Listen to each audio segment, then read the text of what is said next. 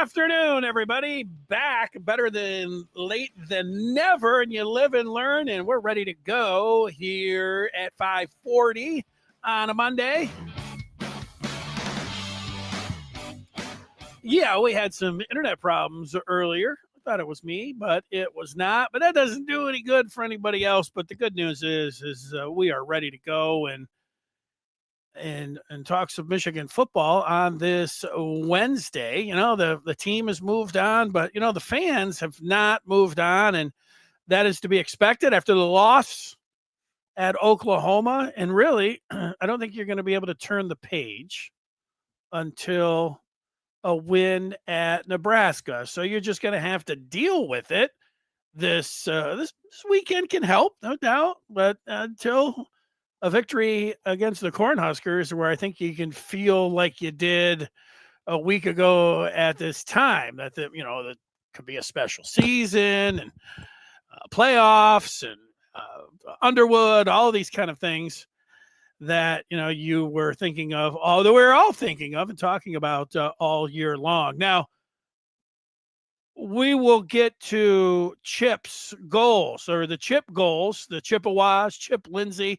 It's a double entendre. It works for the game against Central Michigan, and with the spotlight being on Michigan's offensive coordinator. We will get to that coming up.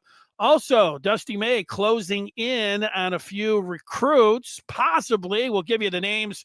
The names, you continue to hear them, and Michigan's in the running for these guys, so we'll put their names back out there, and you can familiarize yourself with these players again, so you will not be surprised when you hear that Michigan has picked up this particular basketball player or not in the days, weeks, and months ahead. But we're still in the spot of picking up the pieces from Saturday.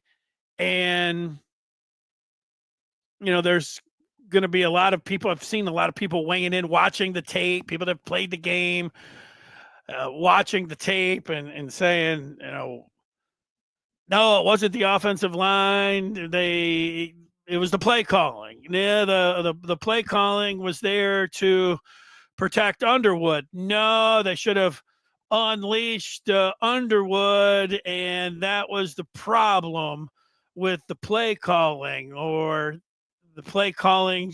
Play calling is a pretty easy one because if you throw a screen pass and it gets blown up immediately, so you throw the ball down the field. And I get all of that, and I was thinking most of those things myself. So here we are, and I'm no play calling expert, or I don't know. I think we all think we're football. I don't know about experts, but we just say what we see, and that's what I'm ready to do here. Now, I did read what Chip Lindsay had to say. He met with the media and discussed what he saw and what they were trying to do against Oklahoma. And my biggest takeaway from what Lindsay had to say is that Michigan's game plan of trying to run the ball like they have for the last 4 years and dominate the ground game, that's the way they were going to win the game. They couldn't do it. They were unable to possess the ball. They were unable to move the chains. They came up short on third down repeatedly. What were they? In the 3 of 14 on third down. It's hard to get into your bag. It's hard to get into your playbook. It's hard to turn the page when you're not getting new sets of downs. Now, you can look at those third downs and say, hey, how about throwing the ball to the sticks? Which I think that looking back, when they look at the film, they're probably saying, this doesn't look so good. We kept just throwing the ball sideways instead of down the field on these third downs. Whatever it was, they weren't great. And, Oklahoma was, dialing up the right defenses and all that. But sure, that's going to happen. You can't, I don't know, have an excuse. And it's going to get tiring really quick, tipping your cap to the opponent if you end up on the short end. So yeah, we always know that the opponent has a lot to do with it when they succeed. They're out there trying to scheme against you and everything else. But when I pick up the pieces, that's the thing, that if Michigan, whatever it is, their offensive line not recognizing, to me, I take a step back, and in game one, Underwood played way better than I thought. It looked like he had command over everything, much more than I would have anticipated. So heading into week two, it was understandable how, we're thinking, Michigan's got Lamar Jackson and Josh Allen rolled into one. This kid's going to go and take the college football world by storm. And what really happened from all of everything now, right up to speed here on this Wednesday, is that it wasn't the enormity of the situation, but it was more of a typical freshman and something that you have to go through. This is not a knock on Underwood at all. It could still be great, still be the number one pick and all these things, but you have to go through these situations. It doesn't matter how much you try to simulate it in the field house. When you're on the road, you just have to go through that. And, they tried to protect him that way. If a charge is that Michigan, played it too safe and conservative with him in this game, I think that they might have to raise their hand, and I think they would say, yeah, we're guilty. We talked about Bryce Underwood all off season. How great he was going to be, how quickly he was going to be great, all these kind of things. We all expected him to start from game one. What people didn't want to hear, and what I don't think they still want to hear, is that more than likely, there's going to be growing pains with an 18-year-old true freshman under center, even one that is being touted as the greatest ever.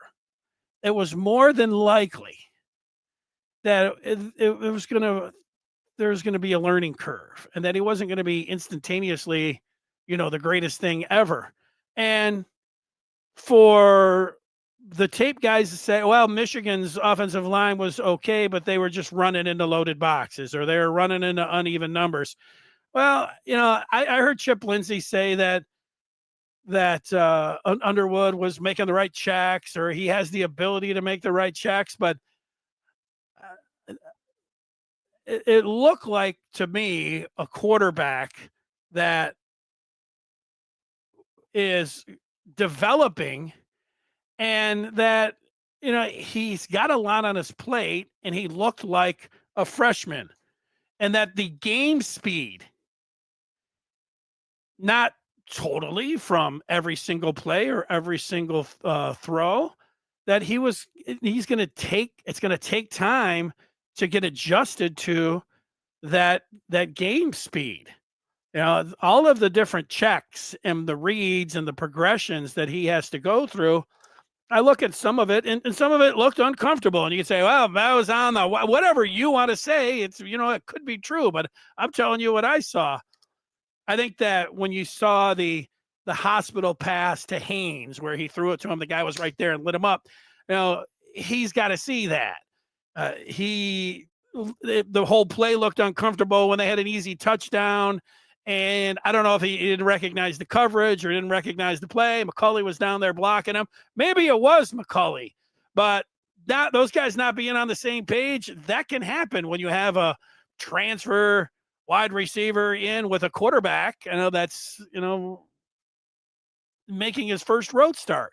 So those are the kind of things that, for me, you got to, this is all about, the team has to develop, of course, but this quarterback has to develop, and you only can give him what he can handle. And as I was talking about all of us discussing what's the best way and what to do with Underwood and everything else, the number one thing that Sharon Moore and Chip Lindsay and that offensive staff and anybody that they were going to listen to, they had two things that they talk about all offseason. What's best for Michigan football? That's always going to be number one. But right there, number two was, how are they going to develop Bryce Underwood? And so while you may think it was, unleashing his arm and throwing downfield against Oklahoma and going there and playing real aggressive because you got this great quarterback that can be the biggest difference maker ever. Well, their idea was they're going to do what they've done over the last 4 years, and that was ground and pound and put him in great situations. And whatever he could handle in the passing game and reading and everything, it was going to be conservative and safe. They didn't want to give him too much to bite off. They didn't want him turning the ball over. I think he's got too much. Maybe they threw too much at him, but they decided safe and conservative passes. And, it didn't work.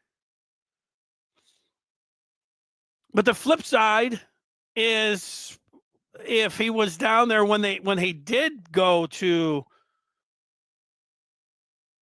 letting him uncork a few or whatever, he was disappointing then. So what I am saying out of all of this is that everybody's opinion, they should have done this, they should have done that. If they don't run the ball better, whether it's changing up the offensive line, getting out of a play with the quarterback or anything else, they're likely not going to beat Nebraska. You should know that. Unless they're able to get that ground game going. This whole identity and bedrock of what Michigan football is made of right now, and it's in the making now into the 5th year, is being able to run the ball. And so they have to be able to do that. They're not going to beat Nebraska, and it's not going to be shifting gears and let's just let Underwood cook because he'll be comfortable by then. Blending those two things together, I don't know. I'm going to try not to say that too much. That's what I was saying after the game. That's what I was saying on Monday. Being able to do both of those. I know what good offense looks like. It's moving down the field. It's utilizing the talent that is keeping the defense off guard, keeping ahead of the chains. All the things that we know. We all watch football. Michigan wasn't doing those things. And so, yeah, they'll need to get better offensive line play. And these receivers are going to have to be better. And then Underwood, it's going to have to click in a little bit more for him. Now, there's some thoughts where they should be running him more. And I completely understand that idea. If you're a Michigan football fan, so that's they're holding him back. Actually, Trevor McHugh did a column on the Maize and Blue Review about that very thing, that he thinks that Sharon and company are holding Underwood back by not unleashing him on the ground game.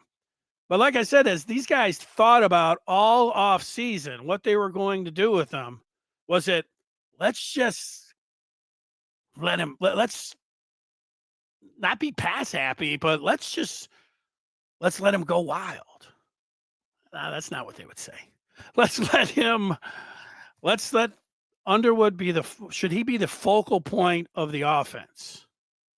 And that he's got the arm. What the idea to me is, I think that as they kicked everything around, as I would have said, and I think they would have said, yes, this is exactly what we want to do. You want to give him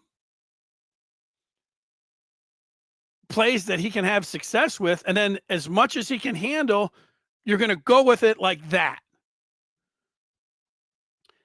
And I think that's where they're at. They didn't think that throwing the ball down the field and coming out and attacking that way, that they didn't want to put all of that on Underwood in his first road game, and that be the number one reason you walked away and said you can't win the game. Now, not being able to run it, they painted themselves into a corner in the first half, and then there they were, and then when they tried to do something else, it wasn't working. But I don't think the season is over. I don't think the development is over. I don't think that, Lindsay is terrible or Moore doesn't know what he's doing here. It's just that all the things that they worked on and prided themselves in being able to do didn't work. And so now they have to adjust and figure out if they can be that team. Because it sounds great. Let's be a physical team. Let's dominate the line of scrimmage. Let's get our quarterback into good down and distance situations and then allow him, to go and make comfortable throws. Well, I don't think they're just going to throw all that out the window. I think that is still going to be their game plan. But we're not going to be able to see if they're going to be able to have success against it until they go to Nebraska. They could likely line up against Central and churn out 300-400 yards on the ground if they want. They could likely, churn 300 or 400 yards out and let Underwood do like he did against New Mexico and throw some of those seam routes and look like Superman. But then, is he going to be able to, and are they going to be able to take this to the road? So that's what I see when it comes down to it. Now, we go to the goals for Chip Lindsay on Saturday against the Chippewas. And I think you'll see more of a ground. They're going to try to just get that chemistry on offense that was so lacking. Can they get some flow there? And not that it's not going to mean anything. They can only go out there and do it on Saturday. It's not going to mean anything to us until the following week. But being able to see if maybe they're going to get some Underwood going through some reads. Maybe they will get away from, they'll go more vertical instead of horizontal. But it's all going to be about getting that line to feel good and feeling like they're going to fire off the ball and feel like they can get in some down and distances that are going to put the quarterback, put the whole offense in a better situation, in a better frame of mind. So that's going to be it. It's all about developing this offense and doing it on the fly. I think, if you're thinking there's no way that they're going to make the playoffs now, I would say, you can't completely just crawl into that hole. It was always going to be, unless it was some, and I know everybody got their hopes up, especially, after what you saw week 1, but they're going to have to do this on the fly. Develop this quarterback and the passing game in a team that has done, I say nothing, but that's been the bedrock of what they wanted to do. Run. Can they change this and develop it before our eyes as the season goes on with an 18-year-old quarterback? So that's it. And I think those are the goals coming up on Saturday. Now, let's go to the game and the particulars about it. It's at noon. Jake Butt will be in the booth. That's a good thing. I like Jake Butt on the call. And Brooke Fletcher down on the sideline. Don't mind Brooke Fletcher either. I don't have much of an opinion on Levering, so I'm not really sure about the play-by-play man, but Butt and Fletcher I am familiar with, and I like both of their work, so that's going to be a good thing to watch if you're not going to go to the game. If you're going to watch it on TV, noon on the Big Ten Network, there you go. Michigan, a 28.5-point favorite. Now, when you turn your attention to basketball and what Dusty May is doing, there's 3 names that I have for you. So I have my whole big hit list here when it comes down to Michigan basketball and some of their targets. I've got 1, 2, 3, 4, 5, 6, 7. I think one of these guys, I think Crumble has committed somewhere. But Anthony Thompson is on this list. And 6'8", 6'9", 5-star, small forward out of Lebanon, Ohio. Indiana, Kentucky, U of M, North Carolina, Texas, and Kentucky. A lot of different names, a lot of different schools. This is the way it is with the big dogs. Indiana appears to have the slight lead, but Michigan is right in there with all of these other teams. Michigan is right in there. Now, he's from Ohio, so Ohio State, and I don't know about who's third. But IU with the lead, but Michigan on his tail. And that sounds pretty good. Do I have a update on when he is going to visit Michigan? Is IU? No, I don't. IU, maybe he already has visited Michigan. Sorry, I don't have that. I've got a different name down here. Foster is a 4-star out of Donningtown, Pennsylvania. And he is a Michigan Villanova situation, even though you got Ohio State, Virginia, Gonzaga, Georgetown, Michigan, and Nova right now. He is visiting Michigan this weekend. Now, that is something to keep an eye on if you are looking after the weekend. Certainly getting some quotes on how he liked his visit, or, if it's pushing him towards the top or whatever else. See if you can get some feels on that. Quinn Costello, there was a time that it was a Michigan State. It was a Michigan State, Purdue. And Michigan is getting Quinn Costello, a 4-star power forward out of Boston, Massachusetts. They're getting his next visit. I think it's this weekend. He's got an upcoming visit to Michigan. You hear, like I said, State's name a lot, Purdue's name a lot. He's still got Texas and North Carolina. But 3 names right now that are being, because they have visited, they're going to visit. Michigan is towards the top of their leader list, and that is Costello from Massachusetts, Foster from Pennsylvania. He's a 4-star. And the 5-star Anthony Thompson, where Michigan is trailing Indiana. So there you go. That's it when it comes down to basketball recruiting. Thanks so much for watching on this Wednesday or listening. And sorry about the we had, I don't know, they ended up saying the Spectrum folks, they were just down, and then they were talking about, well, it'll be intermittently back like at 4:00. And I'm like, well, I can't fire up the machine on an intermittent idea when it comes to, but now it's good. And here it is. So I'm happy about that. Thanks so much. See you over at the Maize and Blue Review. Go to on3.com and then, push that button, Maize and Blue Review. We'll see you over there, and we'll talk with you on Friday. Until then, bye.